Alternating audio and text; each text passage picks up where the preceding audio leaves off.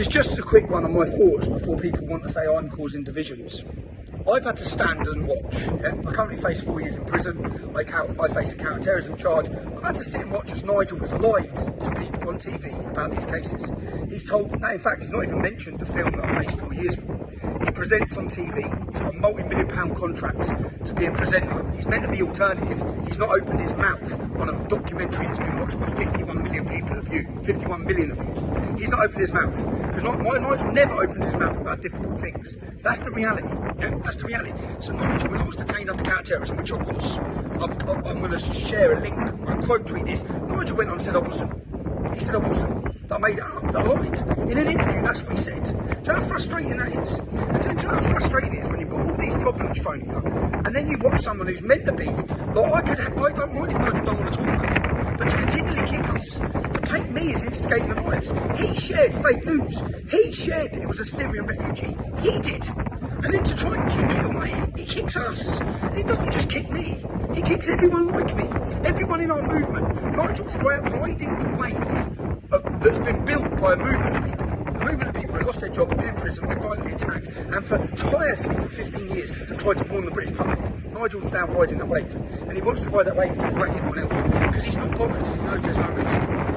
He knows there's no other political option. So he can do it. He can continuously attack us. Do you know when I'm in prison on October 28th, you expect Nigel or Reform to speak up about the injustice and the unlawful imprisonment of a journalist for telling the truth, whilst I'm sitting on solitary confinement for 2 years. No, he'll sit on TV and justify it like he did last time. When I went to jail last time when I was unlawfully taken off the streets, it was proven unlawful. Nigel sat on TV and justified it. So before people say I'm causing division, Nigel acts against us more than many others.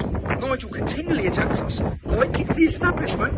It seems pretty similar, doesn't it? He does more time to attack us than many left-wing groups, many conservatives. I haven't had any conservative politicians smash me the way Nigel continues to. Have you? And I think it's unfair, and it frustrates me massively.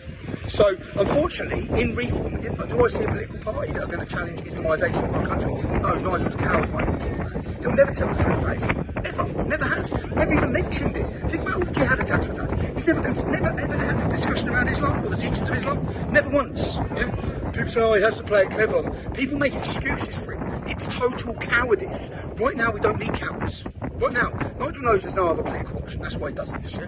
But I'm pretty fed up. It's getting pretty tiring, continually seeing someone sit and lie about me. And not just lie about me, but defame my supporters. Defame the decent British public who come out on the streets as part of our movement. Not just defame them, but silence them. Make them lose their positions within his party. Kick them out of his party. Because they dare to have an opinion that's based on truth. It's pretty frustrating. Nigel, Richard Tice makes from Matt Hancock when he is book launch or something. Do you know what I mean? This is really the establishment. It's the establishment. I want to tear the establishment down. Nigel wants to be part of it. There's a big difference, yeah?